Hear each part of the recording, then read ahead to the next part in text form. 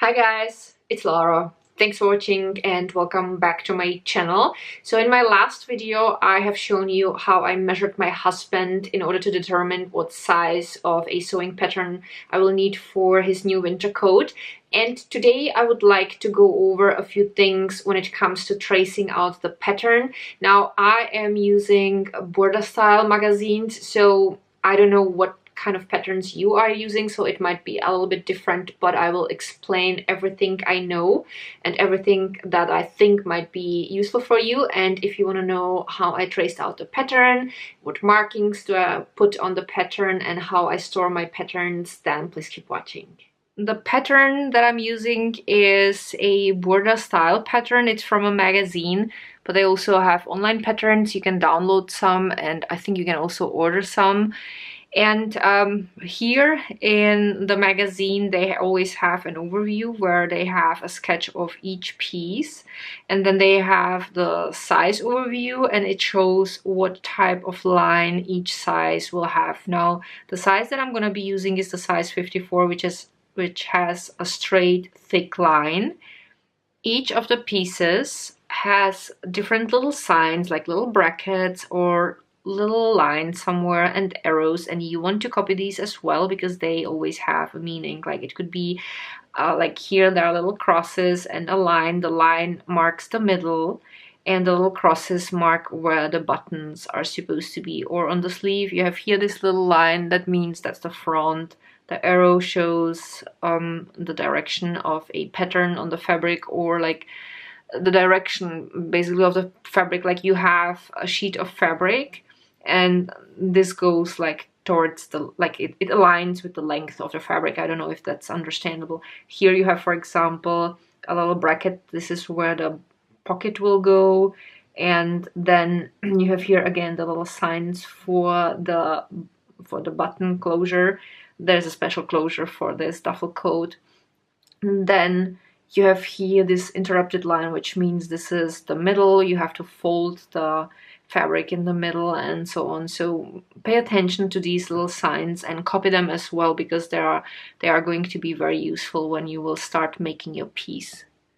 In border magazines they also have somewhere an overview, I think is here on this side, where they say how many pieces of which part you will need. And it also says what else you will need in an addition, because for example it says here you will need 2 flaps for the pockets, and they say for the size 54 it's 16.5 centimeters times 6 centimeters, so you have to have a look at this as well. My tip is, whenever you trace one piece out, make a little checking sign. Now again, I can talk only about border style patterns, but here they are numbered. So you have a number of the pattern, which is the number 131, and it says it's on the sheet marked as F, like it's a sheet with patterns. You know now what line you are going to look for, and then all the pieces are numbered. So you have here 1 to 10, and you want to look for these numbers on the sheet F. The magazine came with these 2 folded bundles of sheets. Now I have here A, B, C, and D. I don't need that one. I will need this one because F is here, and I'm supposed to look for a red pattern. So this will be our pattern, for example. Here we have the sheet with the coat pattern on it. Now there are several other patterns on that as well. That's why it's so busy. There are so many lines, and we have 4 different colors. So we have green, red, blue, and black. So at the beginning this might be a little confusing, but I promise you, you will train your eyes and you will be able to see kind of literally the big picture in a while. So it is a little bit easier when you order just a pattern, let's say for a shirt or for a coat, because then you will have on the sheet only the pieces for the coat. But as I said, you will be able to see through that after a while, actually pretty easily. It's just it's just a habit. Like, it's basically anything you do in life, whenever you have done it a couple of times, it will get easier every single time. What I always do is I always have the magazine with the pattern overview somewhere near, and then I have a pen or a marker that I use for tracing out the pattern, and several sheets of parchment paper.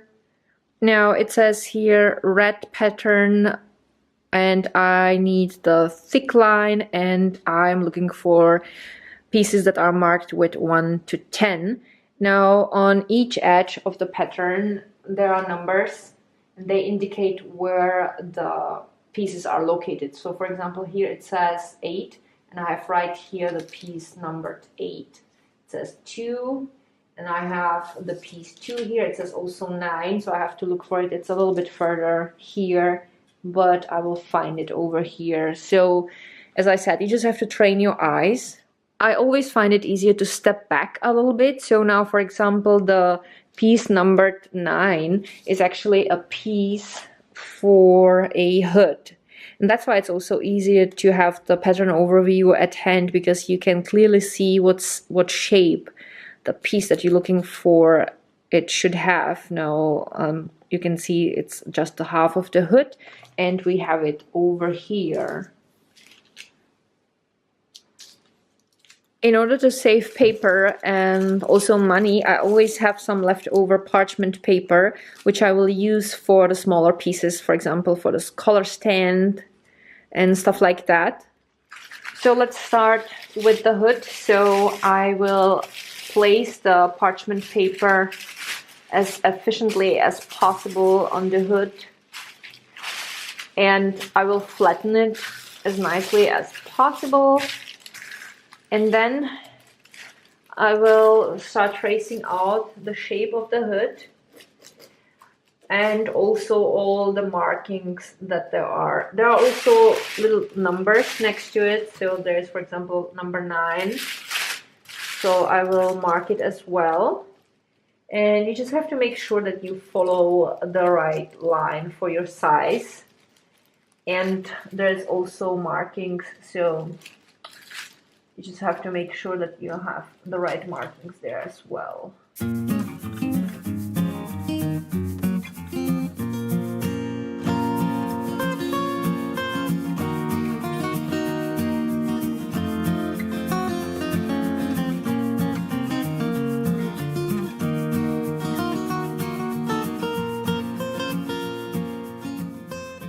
Whenever I trace part of the pattern out, I make sure that when I flatten it out again, that I really copied the correct edges and lines, and then I check again with the magazine what markings are there supposed to be. So I should have a marking for the button in the front, in the back, and there is an arrow. So I marked everything.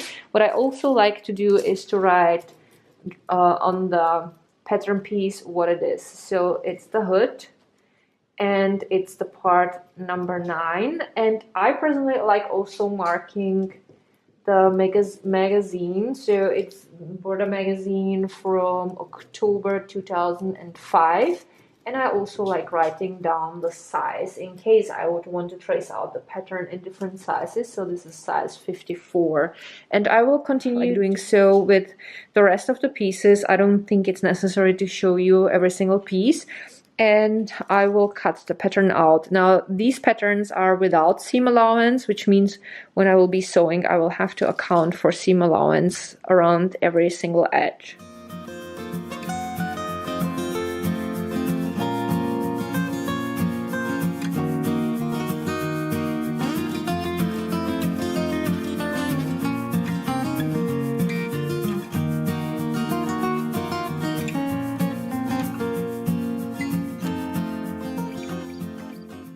Now, the ideal description on each piece is what piece it is for. So it says sleeve, it's for a duffel coat, size 54.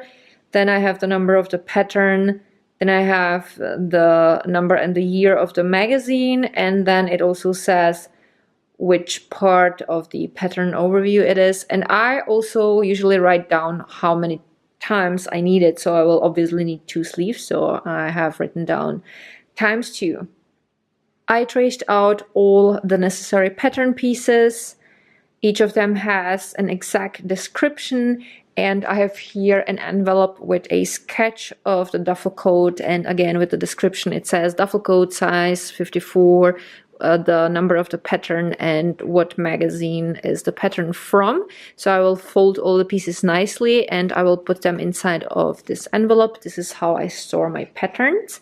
And in order to make the coat for my husband, I will have to make a couple of changes because he wants to have a little bit different pockets and a different color. The hood's gonna be sewn on, but more about that when I will be filming the project. So that's how I traced out my pattern. Now it's in the envelope, so I will put it in one of my boxes with the patterns. Now, sometimes I use patterns that I order online. Some of them can be printed out at home, and some of them come in a little envelope on a sheet that's very similar to the pattern sheets that I use today from the magazine. But I talked about that a little bit more in one of my episodes for beginners, so I will look for the video and link it down below together with the entire playlist Sewing for Beginners. And that's pretty much it. So probably tomorrow, maybe the day after tomorrow, I will start working on the coat, and of course I will be filming it for you guys. So thank you all so much for watching. Don't forget to give the video a thumb up. With that little action, you support my channel a lot. You can also subscribe to my channel if you haven't yet. I will link my Instagram down below and also my vlogging channel, and anything I will think might be interesting or helpful for you. And thank you all so much for watching. I love you guys so much and see you soon. Bye!